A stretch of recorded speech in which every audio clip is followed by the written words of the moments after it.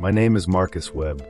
I'm 52 years old, red-haired, and I've spent most of my life in my blue and white plaid shirt, jeans, and work boots on my farm in rural Georgia. I'm a simple man.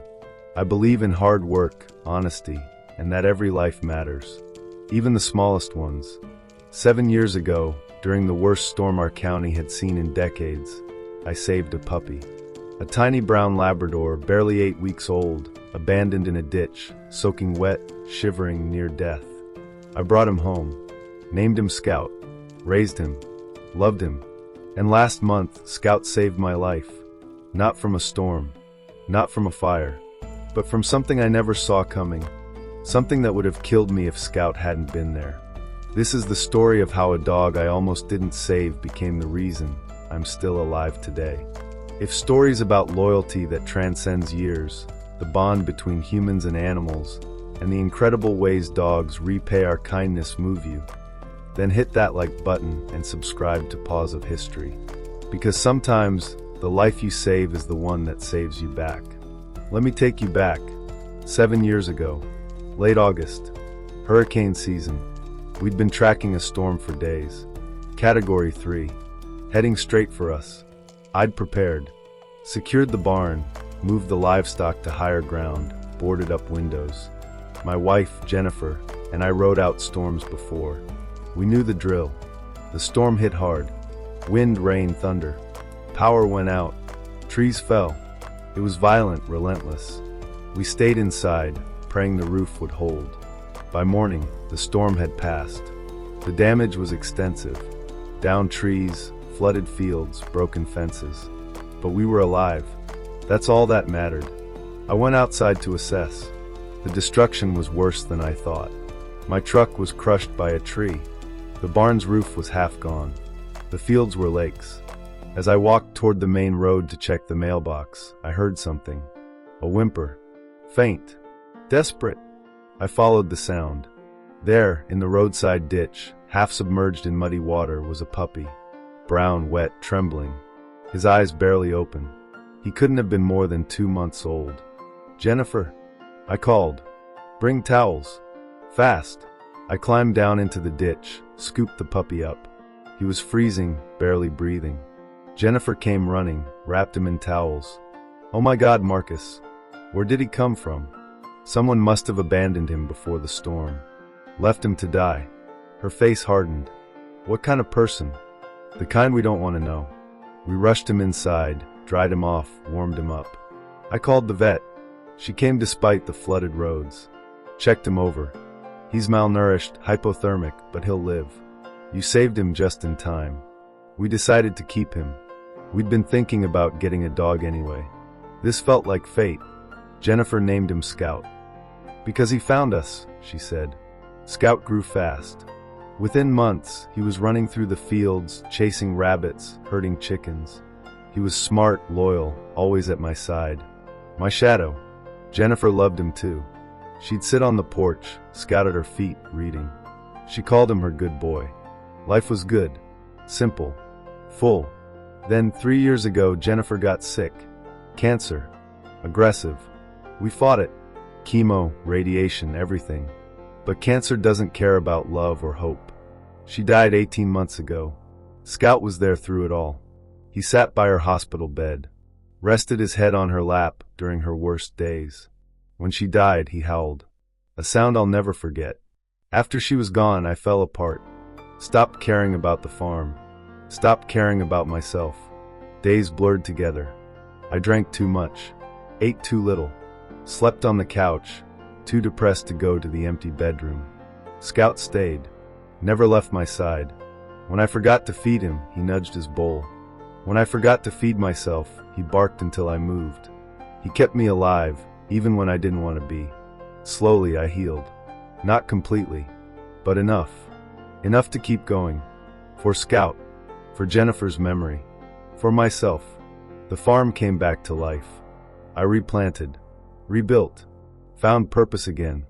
And Scout? He was still there. Always watching. Always protecting. Last month, something happened that I still can't fully explain. It was a Tuesday morning. I woke up feeling off. Tired.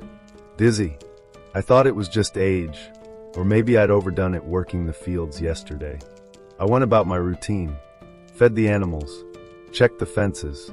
Scout followed like always, but he was acting strange, restless, whining, pawing at me. "What's wrong, boy? You okay?"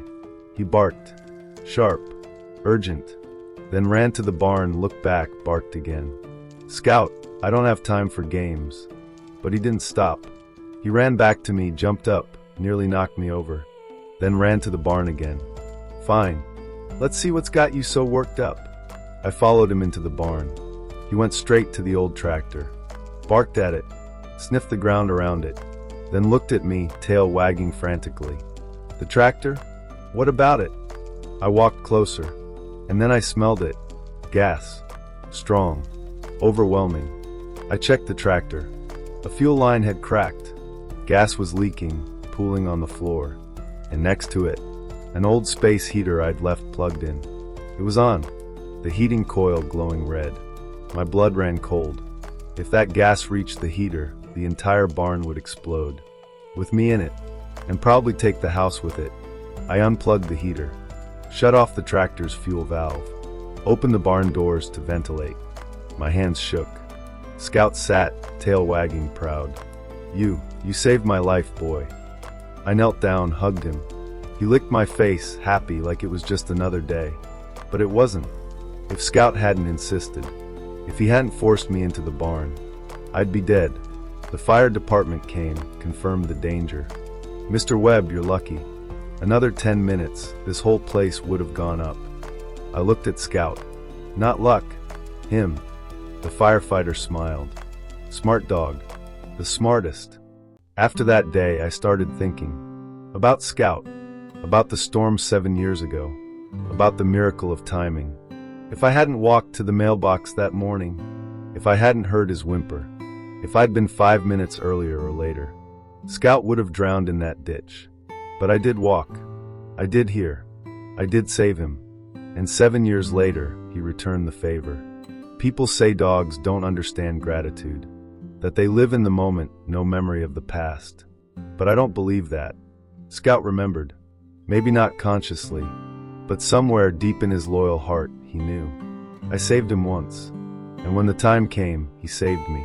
I sit on my porch now, Scout at my feet, and I think about life, about how fragile it is, how interconnected, how one small act of kindness can ripple forward in ways we never imagine. I think about Jennifer, how she loved Scout, how he was there for her until the end, and how, in a way, by saving me, Scout kept her memory alive too. Because I'm here to remember her, to honor her, to live the life she wanted me to live. Scout is 9 years old now, slowing down like all dogs do. His muzzle is graying. He sleeps more, runs less, but every morning he's still there. My shadow, my protector, my friend. And when his time comes, when he crosses that bridge, I'll be there, holding him, thanking him for the storm, for the years, for saving my life not once, but every single day since I brought him home. I learned something from Scout, something I'll carry forever. We think we're the heroes when we save a life. We think we're doing the rescuing. But the truth is, the ones we save often rescue us right back. Scout didn't just survive that storm. He thrived. He became more than a pet. He became family, purpose, a reason to keep going when everything felt hopeless. And when I needed him most, he was there. Not because he was trained, not because I commanded it, but because love, real love, works both ways. If you see an animal in need, don't walk past. Don't assume someone else will help. Stop, look, act, because that life you save might be the one that saves you someday. Scout was a throwaway puppy in a ditch, worthless to whoever abandoned him. But to me, he was everything. He taught me that value isn't measured by size or breed or convenience. It's measured by heart. And Scout's heart, it's the biggest I've ever known. So when people ask me, why did you risk going into that ditch during a storm for a stray puppy? I tell them, because every life matters, even the smallest ones, especially the smallest ones. And when they ask, do you think he knew he was saving your life? I smile. I think he knew exactly what he was doing. Because that's what family does. They save each other. If this story reminded you that kindness always comes back, that animals are more than pets, they're lifesavers, guardians, family, then hit that like button and subscribe to Paws of History.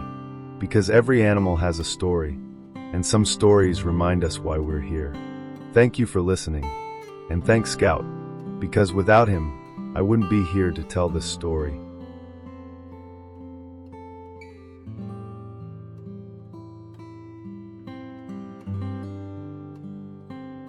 Paws of History, because every story leaves a paw print, and its memories stay with us forever.